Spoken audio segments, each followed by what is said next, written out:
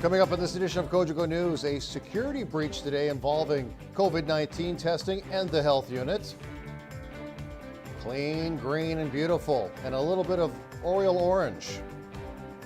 Beautiful day today, beautiful weekend ahead, apparently.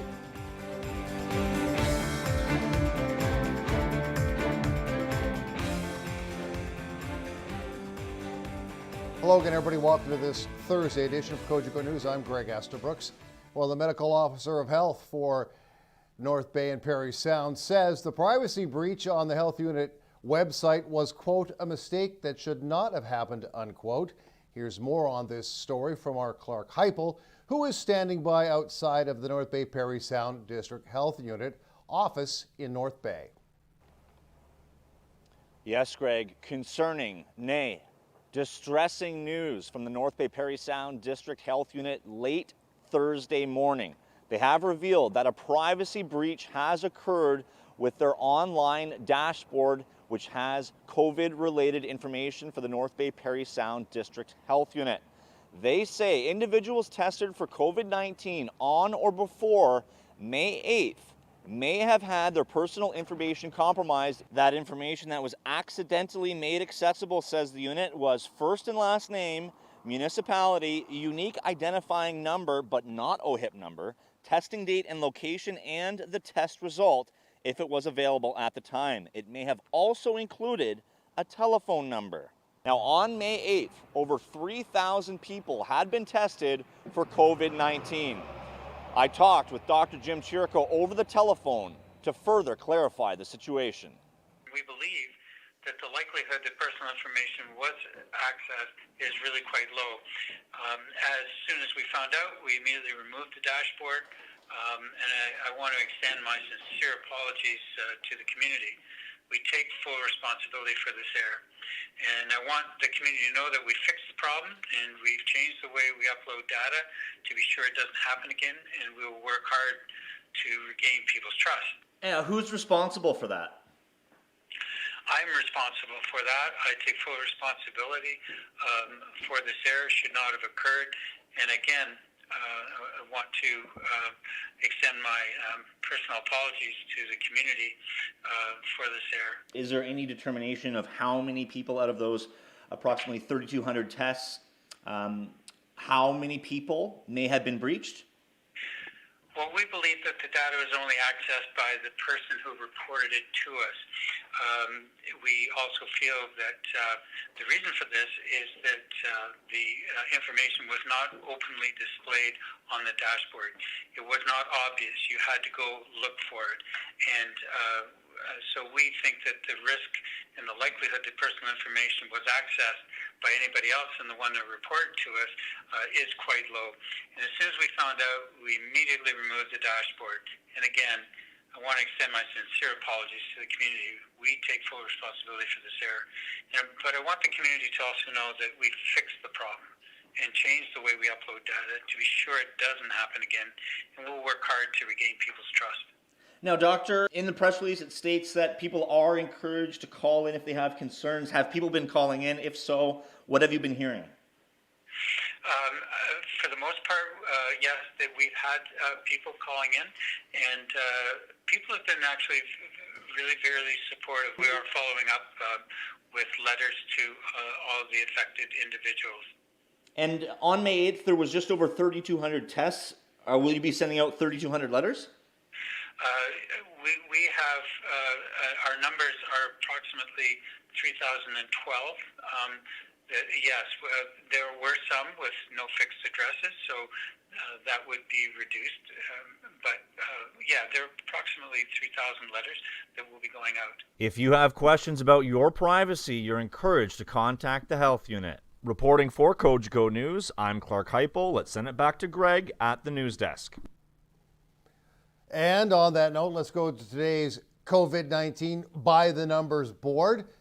5,599 tested, just 82 tests were done. 25 cases, 1 new positive, 18 resolved, and 1 death, as we told you a few days ago. 6 are in self-isolation.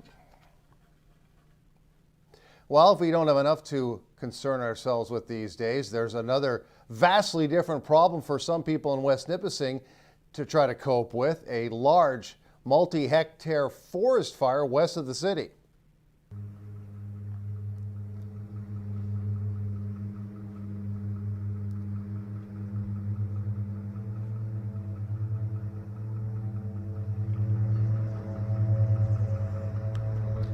Hydro One and Greater Sudbury Hydro are both reporting that the forest fire near West Nipissing has led to a significant power outage in the area, and we'll have an update on that situation for you on Friday on Cogeco News, if we get more information for you and more videos supplied like that.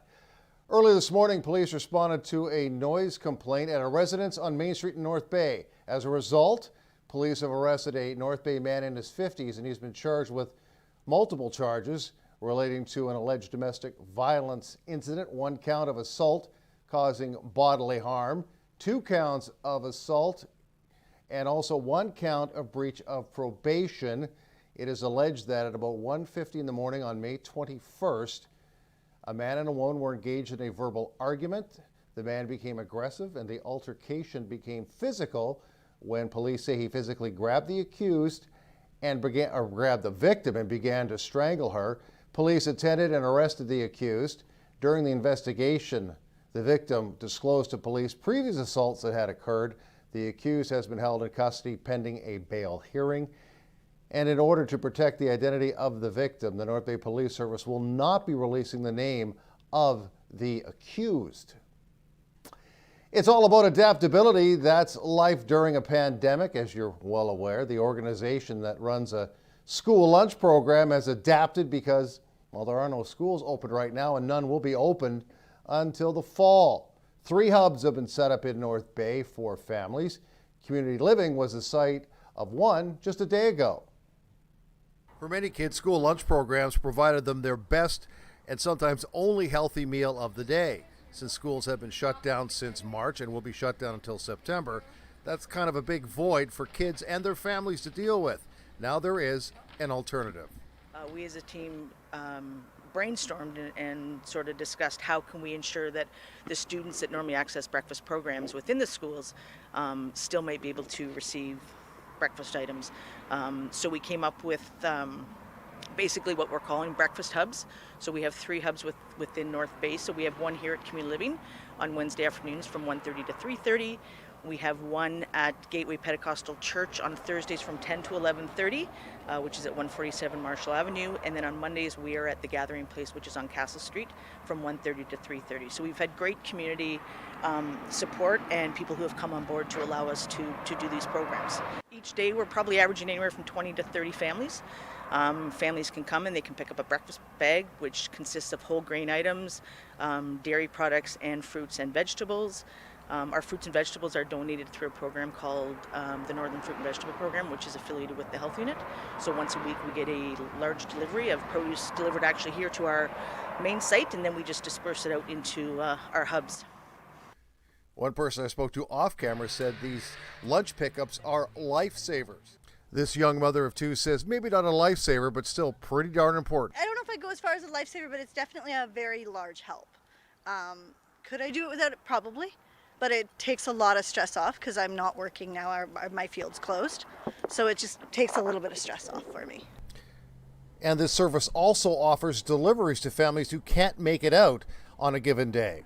I mean, it's unique. Normally, as a community development coordinator, we're physically in the schools, helping the schools to, prepare their breakfast, serve their breakfast, basically assist them with whatever they need to run a successful breakfast program.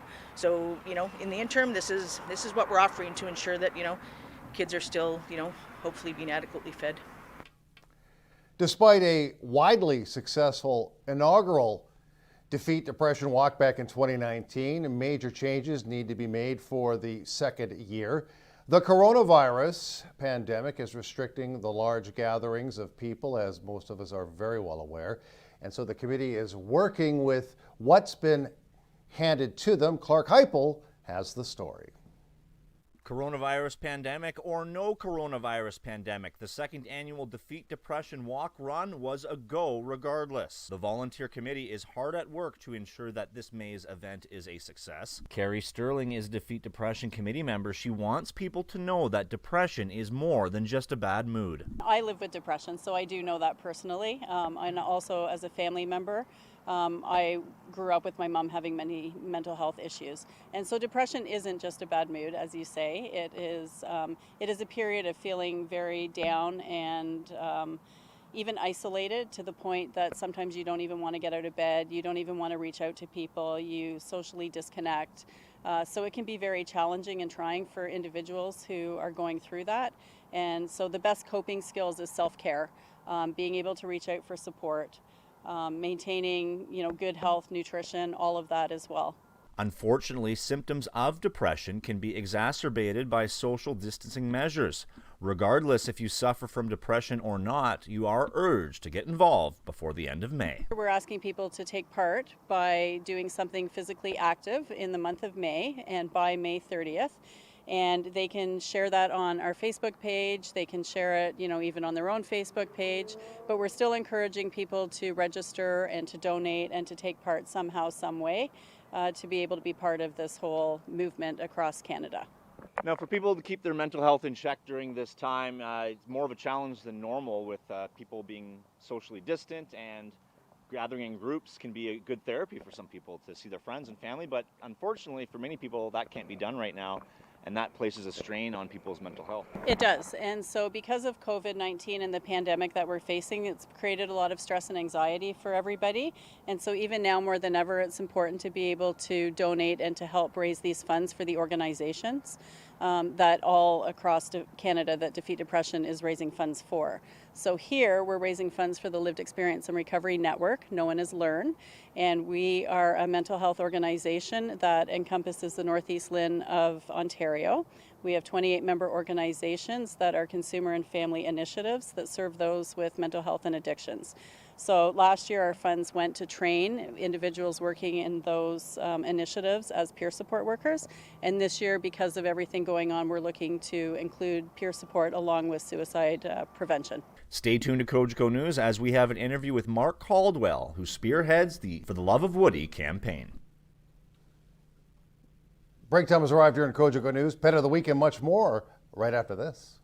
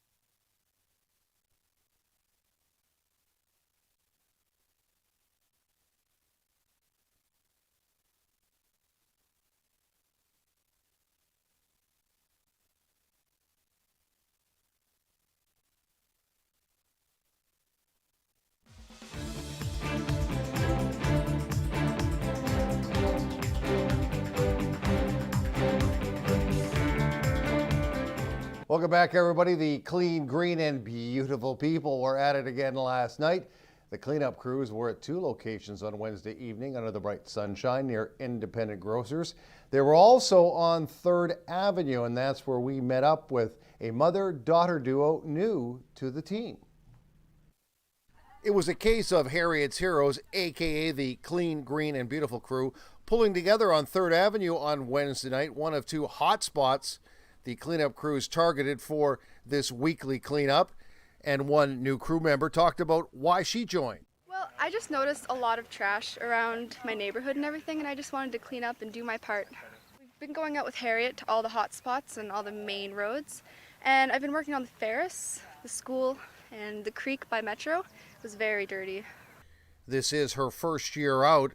I asked Womack what is the most surprising thing she finds when she goes on these cleanup junkets. Some spots is just so bad. Like if you look over there, there's just trash bags and mattresses and so much. I just hope to make our city clean, green, and beautiful. So the youngster has the motto down pat. Why did her mother join the group? Well, we saw it on Facebook, and we have taken it upon ourselves to go and pick up trash many times, and we frequent a lot of the green spaces and the trail systems throughout North Bay, and we always have. So we come up across big litter areas and dumping sites a lot, and we try and clean them up as best we can. So we thought we'd join this initiative with Harriet and get on a team and have people helping us and help other people to do it. We've picked up 4 full bags in half an hour easily. It's not hard to find garbage on the sides of streets, in parking lots, in ditches. It's everywhere. People just don't care. Or I feel like a big problem is that we don't require people to put their household trash in bins. And when people leave bags of garbage on the side of the street, they get torn open, they get run over, and then they spread throughout the neighborhood. Clark out doing his duty there on Wednesday night, having a lot of fun. Thursday's tradition remains strong. Speaking of Clark, Pets of the Week, or Pet of the Week is here. Could the resumption of adoptions be far off? Here's Clark with more. So this is Flurry. She's one of the longest residents that we've had at the North Bay Humane Society, so we're looking to sign her eviction notice shortly. So we don't have adoptions up and running yet, but again, we're very optimistic that in the very near future things are going to be happening. So we'd like to feature Flurry, get her name out there, and see if there's anybody interested. No fault of her own that she's been stuck here at the shelter. It's been hard for people and for animals alike, definitely with the COVID virus and the isolation that everything's going through. But as you can see, I mean, she's well socialized. We've got our staff working overtime, spending time with them, daily walks, playtime in the backyard. And she is really dog friendly right now. So socializing with other animals and burning her energy. She's very, very playful. So the appropriate home for her is ideally somebody outdoors, active, and ready to go with her when she is ready. What type of breed is she? So we have her listed as a Siberian Husky mix right now. We don't know her exact breed or her age. We've got her estimated about 2 years old. So definitely lots of life left to live, and she's very, very energetic. So a really active home is what we're looking for.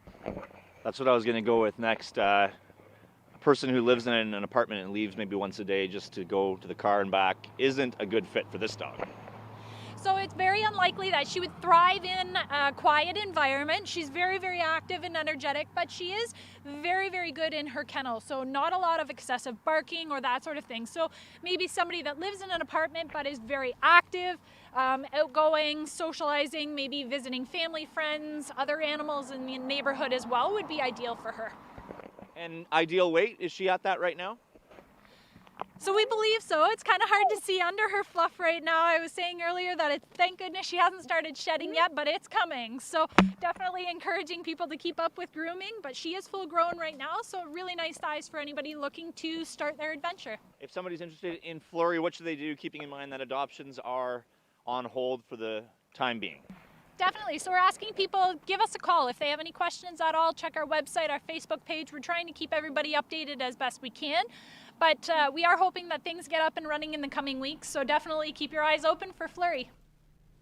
No flurries this weekend. Weather looks fantastic, but another added bonus, I think most people would agree, is that Memorial Drive will be shut down again beginning late tomorrow afternoon through the weekend to allow for physical distancing as well, I guess, as social distancing. And what a time for a walk on the waterfront. It was very busy on this day, and it's going to get busier by the weekend. Mr. Heupel has the full weather forecast right after this.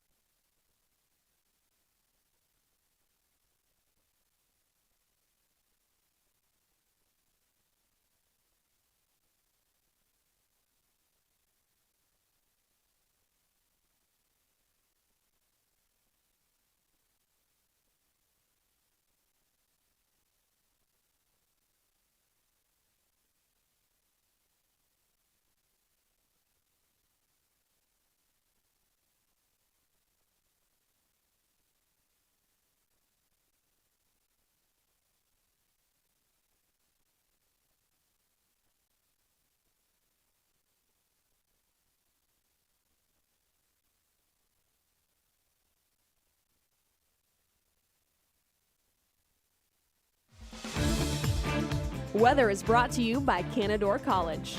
Great things happen here.